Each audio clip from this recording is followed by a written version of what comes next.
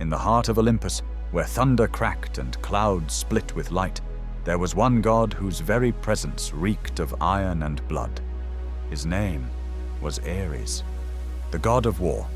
Born of Zeus and Hera, he was divine power made flesh, yet even among the gods he stood apart. Where Athena fought with strategy and wisdom, Ares fought with fury.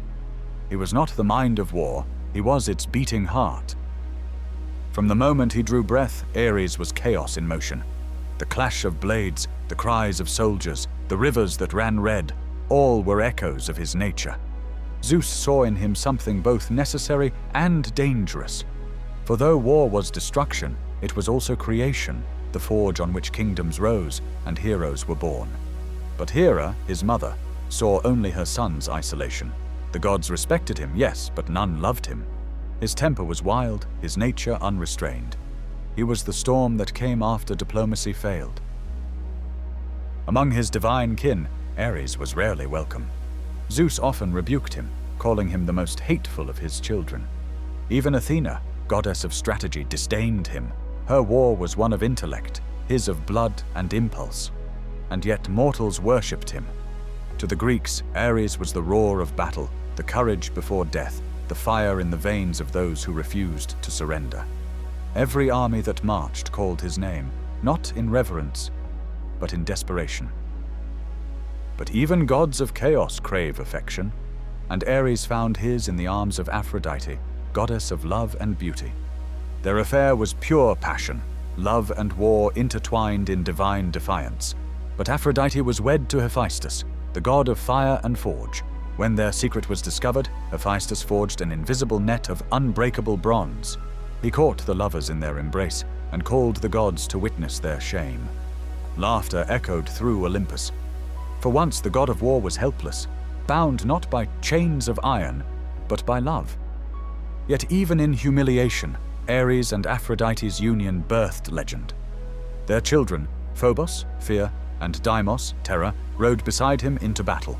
Wherever Ares went, they followed, spreading panic among men. And so the god of war became a father, not to life, but to the emotions that define every war. Ares roamed the mortal world freely, drawn to the sound of war like a wolf to blood. He stood beside heroes and tyrants alike, caring little for right or wrong, only for the fight itself. In the Trojan War, he fought fiercely for Troy, but Athena opposed him. Their rivalry raged across the battlefield, wisdom against rage, order against chaos. And so at last, Diomedes, guided by Athena, struck Ares with his spear, a mortal man wounding a god. Ares screamed, the sound shaking heaven itself, and fled to Olympus in agony. Even Zeus scorned him, saying, "To me, you are hateful, for you love only strife and slaughter." Humiliated, Ares withdrew from Olympus. But though the gods mocked him, mortals could never ignore him. For war was eternal, and so was Ares. In another tale, Ares was accused of murder, having slain Halorotheus, son of Poseidon, who had wronged his daughter Alcippe. He stood before a divine court upon a rocky hill in Athens, later called the Areopagus, the hill of Ares. There, he became the first god ever tried for bloodshed.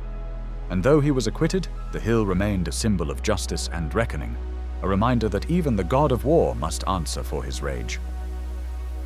To the Greeks, Ares was more than a deity, he was a truth, the embodiment of the savage chaos that lives within all men. He was not cruelty for its own sake.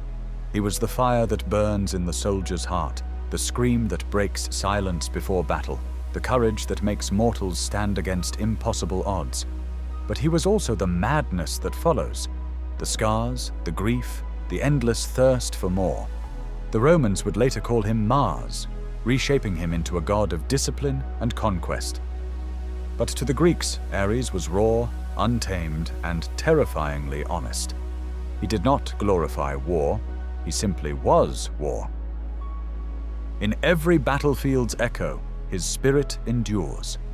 In every soldier's heartbeat, his fury lingers. And in every generation that swears never again, yet fights once more, Ares lives on. He is the god the world cannot do without, because he is the shadow that walks beside human ambition. Ares, son of thunder and queen, lover of beauty, father of fear, the flame of battle itself, the god of war. So, what do you think? Was Ares a god to be feared, or a truth humanity can't escape? Let me know your thoughts in the comments below. This has been another production by Horizon Mythology. If you enjoyed this story, why not subscribe for more tales of gods, heroes, and legends? And while you're here, check out some of my other videos. Who knows? You might just find your next favorite myth.